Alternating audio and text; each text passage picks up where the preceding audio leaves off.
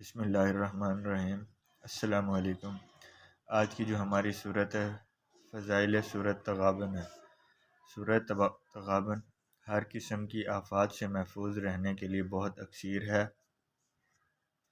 جو شخص صورت تغابن کی روزانہ 3 بار تلاوت کرے، اس کے مال میں برکت ہوگی، ظلم کے شر سے محفوظ رہے گا، کوئی دشمن اسے نقصان نہ پہنچا سکے گا، اگر کہیں آسیب ہو تو اس کا اثر ختم ہو جائے گا۔ یہ صورت چوروں اور ڈاکوؤں سے محفوظ رہنے کے لیے بہت مفید ہے۔ اگر کسی چوری کا ڈر ہو تو اسے چاہیے کہ اس صورت کو 11 مرتبہ پڑھ کر دم کرے، انشاءاللہ وہ چیز اللہ کی پناہ میں رہے گی۔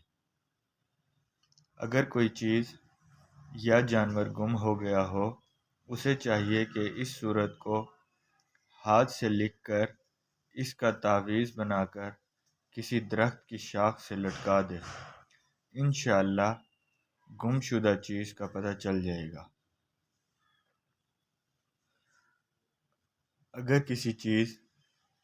اگر کسی شخص کا کوئی مقدمہ چل رہا ہے تو اسے چاہیے جب مقدمے کی تاریخ پڑ جائے تو اس صورت کو 11 مرتبہ